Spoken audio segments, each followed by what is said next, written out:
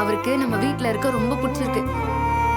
நாம இப்படிலாம் பேசிட்டு இருக்கோம்ல, அதெல்லாம் அவருக்கு ரொம்ப புதுசா இருக்குக்கா. அப்படியே லைவ்லியா இருக்குன்னு அவரு ஃபீல் பண்றாரு. அப்படியா? ஆமாக்கா. அவருக்கு கூட பிறந்தவங்க யாரும் இல்லைல்ல, அதான் அவருக்கு இதெல்லாம் புதுசா இருக்கு.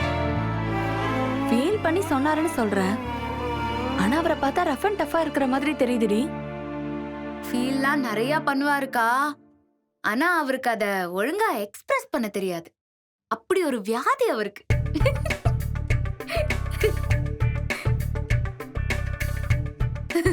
ஏய், அவர் வராரு. நீ பேசிட்டு இரு, நான் போய் ஜூஸ் போட்டு கொண்டு வரேன். அக்கா இரு. ஏய், சுமார், நான் போறேன்.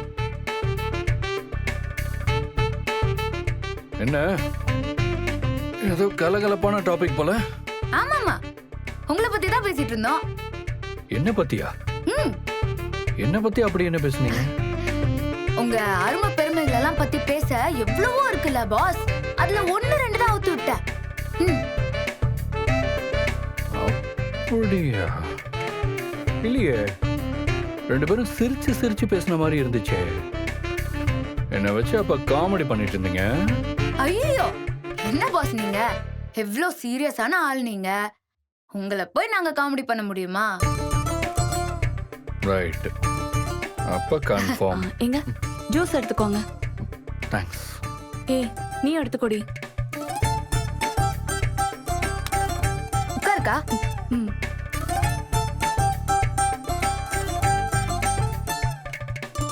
ஆமா, நானும் வெளியே போயிட்டு வந்ததுல இருந்து பாக்குறேன் உங்க ஹஸ்பண்ட் ஆளே காணோம்.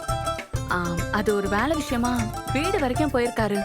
வேலை முடிஞ்சிருச்சுன்னு இப்பதான் கால் பண்ணாரு. 5 நிமிஷத்துல வந்துருவாரு. தோ மாமா வந்துட்டாரே. வாங்க மாமா, உட்காருங்க. உட்காருங்க. வாங்க. 100 உங்களுக்கு. இப்பதான் உங்களை பத்தி பேச்சு வந்துச்சு, கரெக்டா வந்துட்டீங்க. எப்படி பாக்குறாளுங்க பாத்தீங்களா? வீட்டுக்கு வர்றவங்கள வாங்கன்னு கூட சொல்லாம. அத்தை உட்காருங்க. உட்காருமா.